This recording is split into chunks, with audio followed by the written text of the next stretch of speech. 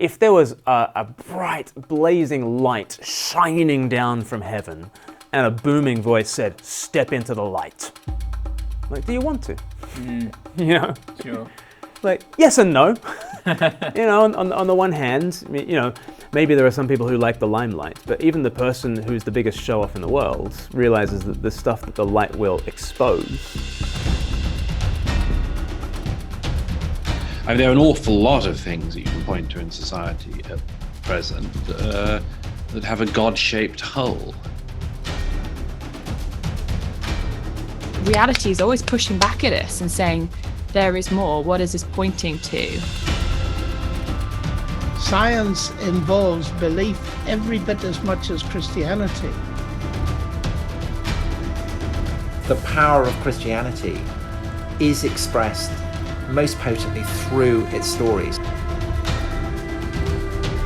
Those who are prophesying the global decline of religion, those prophecies have failed, big time.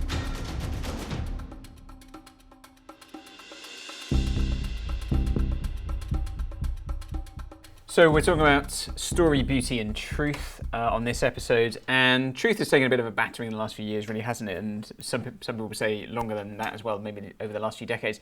Why would you say we are so suspicious of truth now? Well, even Pontius Pilate, you know, before Pontius Pilate 2,000 years ago, you know, what is truth? And, you know, he never stayed to get the answer. He was talking to truth himself and walked away from it. So we have an ambivalent attitude to truth. But, you know, one of the things to think about is that there has been a breakdown of trust in authorities. And again, let's go back to, you know, this idea that Christianity is a revolution and that we are in the middle of some convulsions of the revolution. So after the truth, Jesus Christ came, and we couldn't handle the truth. So, you know, we wanted it. We couldn't handle it. We couldn't handle the truth. And so, you know, we silenced the truth, and then the truth won in the end. And that was the first, you know, ripple of the revolution. And then you might think about the Reformation as, again, you know, it's truth overcoming superstition and that sort of thing. But it was truth against the authorities, right? Because you don't want to trust the magisterium and the Roman Catholic kind of authorities. And so it's this idea that that we can go back to the sources, and we have the right to private judgment, and we can hold power to account. You know, we speak truth to power, right? And that sort of births, you know, Enlightenment principles, but at the same time, it's ever more given us the sense that we have the right to private judgment, and we will constantly hold all these authorities to account. And there comes a point when you just don't trust, you know, any kind of authorities. You don't trust the magisterium, but you don't trust the government, and you don't trust the media, and you don't trust, you know, clergy. You don't trust who do we trust anymore? And so there's been this ongoing sort of breakdown of trust. So that's one aspect of it. You know, another aspect of it, I guess, is kind of social media, and we've seen the ways that, you know, social media has led to a breakdown of trust and a breakdown of the belief that I can actually access the truth. You know, I saw a meme the other day, and it said, you know, I used to watch the news, and they would tell me what happened, and then I had to decide what to think about it. But these days, they tell me what to think, and I have to decide whether it happened or not. You know, like, and, you know, we had a look at, you know, The Social Dilemma, you know, that Netflix documentary a few weeks ago. And, you know, there are all sorts of forces at play that make it difficult to trust, right?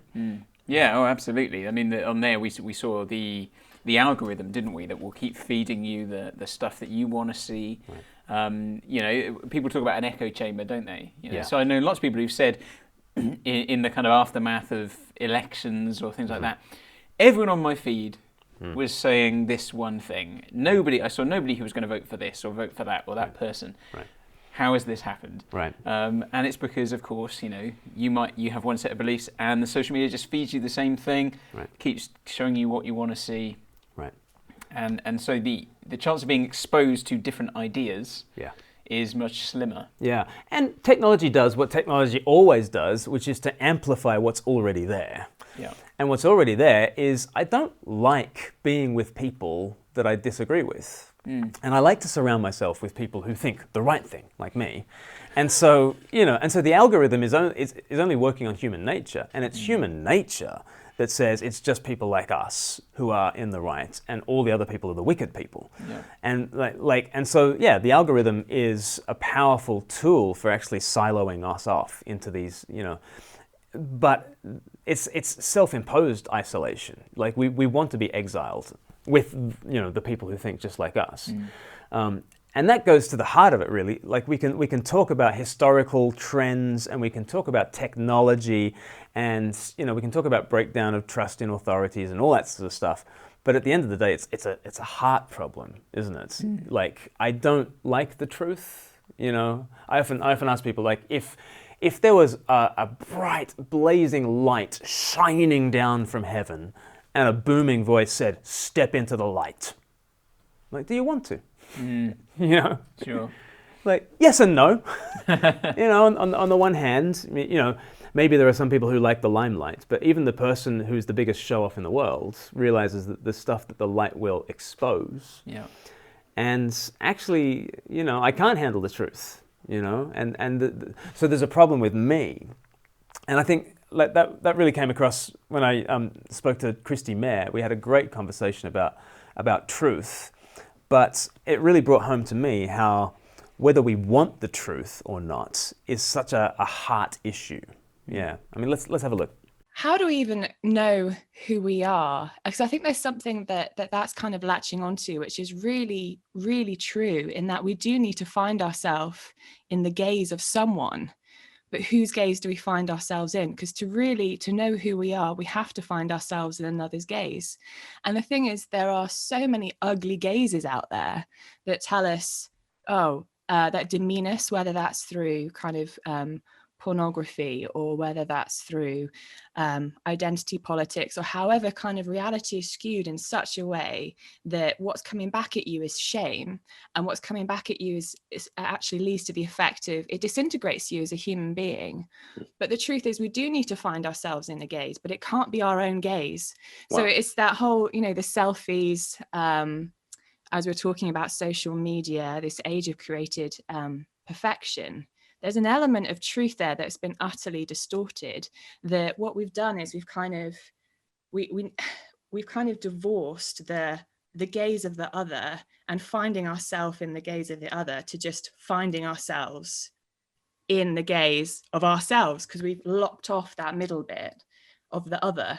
Does that make sense? So Yeah. And what we're seeing now is that without the delighted, loving gaze of the other person, and this is where I think reality comes into the conversation, that reality is person-like, that behind reality stands a triune God, that unless we are seen by his loving gaze, all we're left is the destructive gaze of self, and that will implode us. So I guess some of that goes back to stuff we see in Genesis 3, don't we, where Adam and Eve they've eaten the fruit, and then they realize they're naked, they realize they're exposed, and they hear the Lord kind of in the garden, and they hide, right, and they try to cover themselves, don't they? Right. Because there's this fear of being seen in their nakedness and exposed, isn't it? Yeah. And and in a sense, that is very much like we are now, not just physically, but actually just the reality of who we are and what we're like. Yeah. We do fear being seen, and the idea of kind of the social media, Instagram, selfie type world where we just put on this covering. Yeah, filter. Yeah. Put our filter on to show us in a different light, to cover up our imperfections or whatever it is. Yes. But of course, we know that those don't really cover up, just like the fig leaves are an inadequate cover. Yeah. What we see in the garden, of course, is that God comes and he does cover them. Mm-hmm. But his covering, of course, he puts the animal skins on them. There had to be that shedding of blood in order for them to be covered sufficiently.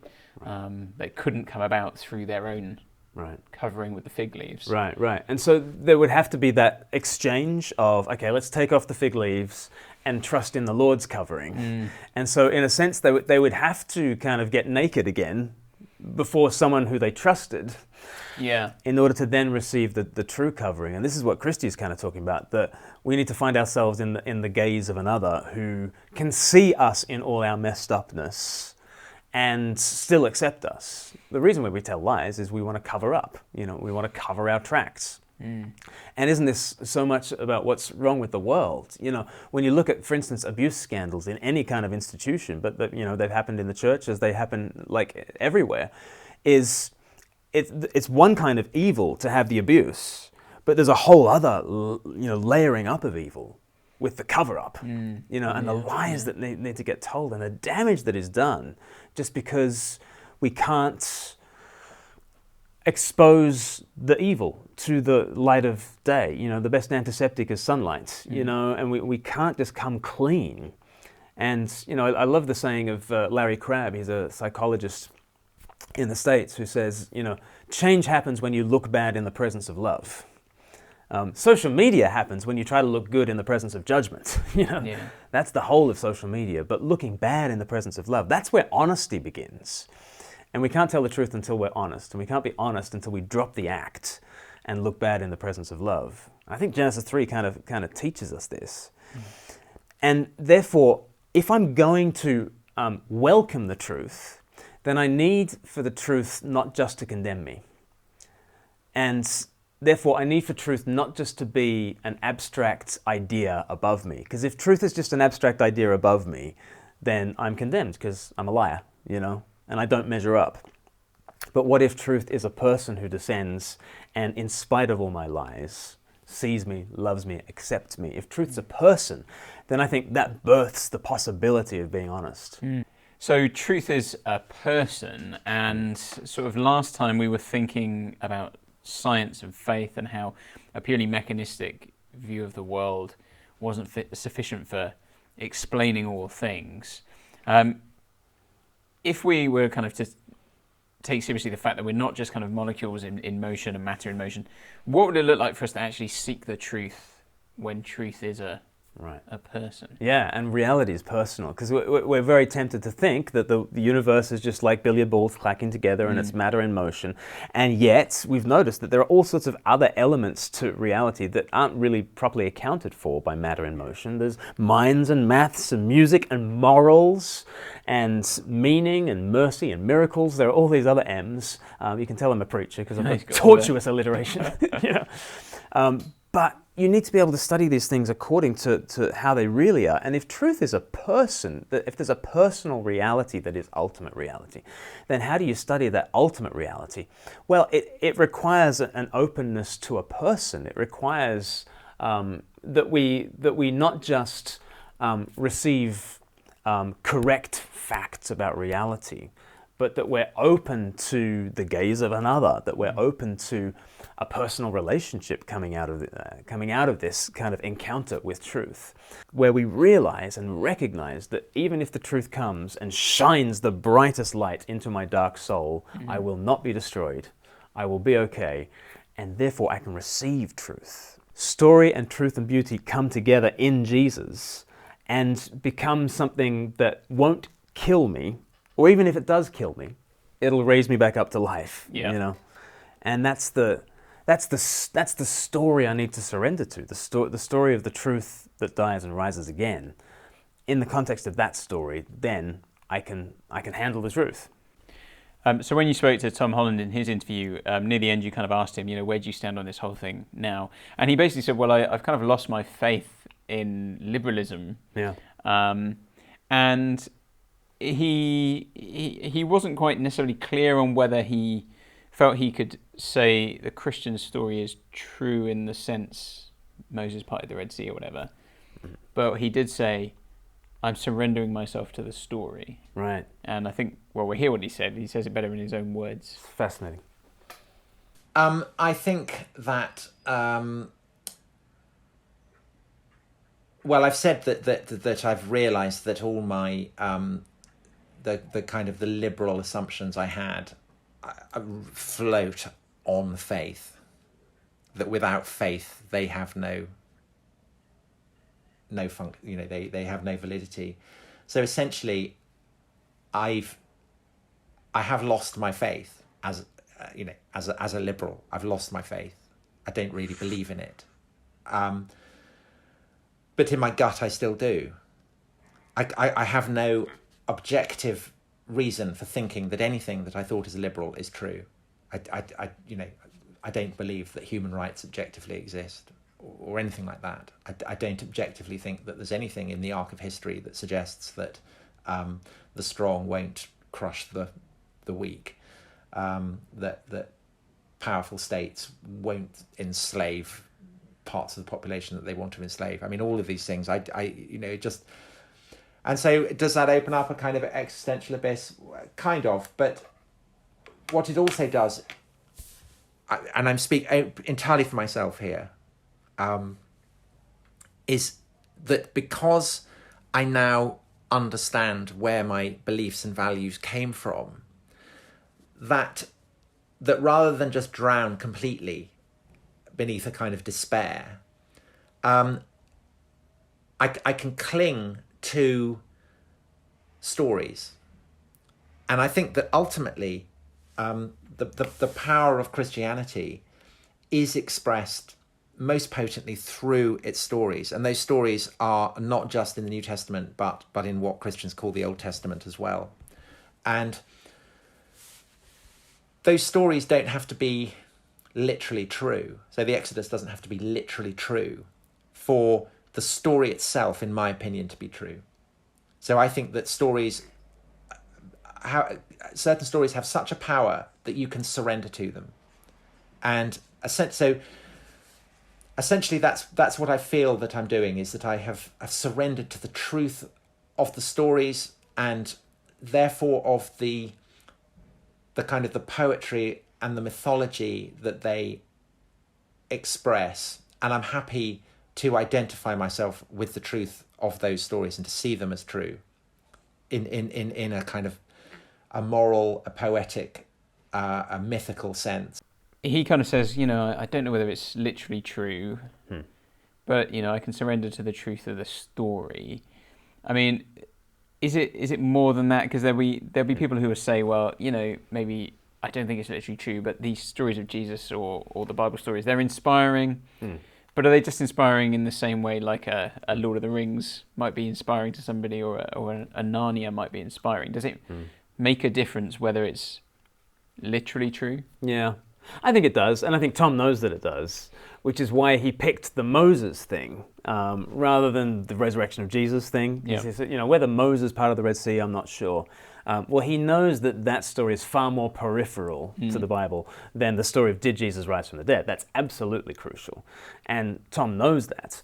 And so, the first thing to say is I think it's a great definition of faith. I think surrendering to the story, letting the story be true, saying, okay, you win. This is your world. This is the way the world operates. And, even it is, okay, this is Narnia. All right. Aslan's in charge. The way of sacrifice is the way. Great, got it. I've surrendered to that story at that stage. I think that's a very good way of describing faith. But the story is also true. And I think, C.S. Lewis came to faith when he had that famous conversation with J.R.R. Tolkien on the 19th of September 1931. They had that conversation, and Lewis said that myths are lies breathed through silver, and Tolkien said, no, they are not lies. And what he meant by that wasn't that hobbits really exist, but what he meant by that was that there is a deeper truth that these stories are all pointing to. And the reason why we're all telling the same kinds of stories of a hero who goes down into death and rises again, the reason we tell all those stories is we're living in a story, and we cannot help but be shaped by that story and retell that story in refracted, diffracted ways. And Lewis then went away and he read through the Gospels, and he said, but the Gospels have the character of historical reportage. The Gospels are not written as once upon a time in a land far, far away. They did not have the mythical taste, said Lewis. And yet they're telling this amazing story of the dying and rising God. And Lewis sort of said, therefore what the Gospels are, they are the myth that really happened, right? And Tolkien said that they're like a fairy tale that has entered history. And just as the word took flesh, so the fairy tale entered history. And you need both. You do need both. But I think the story is a good way in. And what I would encourage Tom Holland to do is, now that you have surrendered to this story, it involves you going the way of the story. It involves you with Christ and in Christ, pouring yourself out in love and service for others, just as he did, inhabiting that story. The way of Aslan is the way of sacrifice. The way of Jesus is the way of sacrifice. Okay, live into the story. But as you live into the story, that will cost you more and more. And you will need more and more on the far side of that sacrifice for there to be a resurrection. Right? Yep. There needs to be a resurrection on the far side of that. And I just thought it was beautifully put by Paul Vanderklay. A couple of years ago, he did a video on why he believes in the literal resurrection of Jesus. Paul Vanderklay, we interviewed him on Reset, and he's constantly dealing with people who say, look, Christianity is metaphorically true. Is it literally true? And this is the way he tries to kind of reason with such a position. And I think it's got a lot to commend it. This is why I believe in the literal bodily resurrection of Jesus Christ. Because that which is most true has to be most true at every level and has to become instantiated at every level. In other words, for Jesus' resurrection not to have been bodily leaves the Christian religion out to lunch. I don't think you can just skim the cream off the top and say, no, I'm going to take a bunch of these things from Christianity, but no, because if Christianity is true enough that I can sit down and talk to someone grieving the loss of a loved one and say, you will see them again. You won't just talk to them, you won't just feel them in their spirit, they don't just live in your heart. You will touch their flesh. Isn't that what our hearts long for? Isn't this what we desire? But now we have the challenge. Well, how can I believe that? How can I live into this world? Well, you know what? It takes worship. It takes commitment. It takes donating your money. It takes donating your time. It takes all the things that young people understand when they go to the Star Wars movie and they dress up like their favorite character. It means living into the fandom. It means committing your life to it if you want to believe it. But then you say, well, what if I go down a rabbit trail and start believing a wrong thing? And I would say, that's a real concern. But what other choice do you have? And this again is where we saved by grace through faith. This is where we say, okay, Lord, I don't finally save myself by my capacity to believe this, but I trust in you. And the shape of my life is living out that trust. And believe you me, I am a lousy Christian in many, many ways because so often I don't trust Jesus. Right now we're working on our budget in the church and we're like 30,000 short for next year, and it's like, and I know that of that 30,000, a lot of that's going to come out of my salary, and so then I have to ask myself, do I trust him? If I trust him with my death, do I trust him with my life? Do I finally believe that Jesus is sufficient to save me in every way I can be saved? To save me body and soul and in life and in death? I don't believe it strongly enough. Well, what is it going to take? What do I need to do, not to earn that, but to do to reinforce the elephant and the rider to believe in this thing? That's my question. That's my challenge. And the church and worship and accountability and being part of a body and not cutting and running when doubts get too high. That's part of it. So I guess kind of what Paul is saying there is that it's all very well saying it's true up here, but in order for it to be true up there, it does need to be true down here. And I mean, kind of what you were saying before, that if you're going to live this life, this truth, it's going to cost you a lot.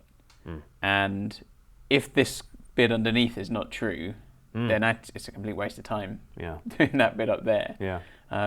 So what would we say to someone who may be in that position, who says, well, I think it's metaphorically true? How would you go about moving from a position where you think it's metaphorically true to literally true? There's lots of things to say. I think one is, okay, is it true? How true is it? You know, is it true just as a nice idea? Or do you think this is really how the universe operates, right? And I think as you start to say, this is how the universe operates, then you start to think, well, then why wouldn't it be true at the physical level? Mm-hmm. If you encounter Jesus in the Gospels and you think this is the greatest story ever told, this is the greatest character there ever has been, and it's part of the greatest romance and adventure story that there could ever be, because you could never have a higher figure descend to a deeper depth, make a greater sacrifice for more people, and have a more enduring effect. You just couldn't do it. Like, it is the greatest story. No, absolutely no question that the Gospels are the greatest story, because you couldn't have a higher figure descend to a deeper depth to have a more enduring effect. Like, there it is. But how true is it? If it is the greatest story, then, you know, would it be more or less great if it was just a fairy tale, right? Mm-hmm. And like, how true do you think this is? And then I'd say to a Tom Holland things like, you know, why is it such a strange story of the weak victim becoming the victor? And it has upended the world, and nobody knows that better than Tom Holland, that it has caused this eruption. Well, you know, the way you infer a Big Bang is by winding back the clock. You look at an expanding universe, and you wind back the clock, and you say there must have been a bang to get it going. Okay, well, here's this expanding universe of Christian civilization, and here's 650 pages of dominion that's chronicling it. There is an expanding universe. Wind back the clock. Where was the bang? Mm-hmm. Like, literally, it was Easter Sunday, AD 30, okay? Like, surely this is evidence of a resurrection. This is evidence that the fairy tale actually has met with history and has exploded into fruitfulness. What's your explanation for that? Mm-hmm. You know, and you know, as Paul Vanderklay says, look, you've got to live into it and worship into it and surround yourself with people and inhabit the story. And Romans chapter 10, verse 17 says, faith comes by hearing. So you put yourself in the way of the story. You hear the story over and over again to the point where you just go, he's Lord. And if he's Lord, it would be surprising if he didn't rise from the dead, right? If he's God, it'd be kind of surprising if he rotted in a Jerusalem tomb, right? Yep. And that wouldn't make sense of Jesus. It wouldn't make sense of the Bible. It wouldn't make sense of history. It wouldn't make sense of our human hearts and the way they are wired to believe in the happily ever after and all that kind of stuff. It wouldn't make sense of anything if he rotted in that Jerusalem tomb. And at some stage, it kind of dawns on you, this is true, and truly true with a capital T. And you surrender to the story at every level. Yeah, great. Lots of good stuff in there, and again, lots of things to challenge us and challenge our thoughts on all these things. So we'll be back for our final episode next time, where we will be talking about the heavens, the earth, and God.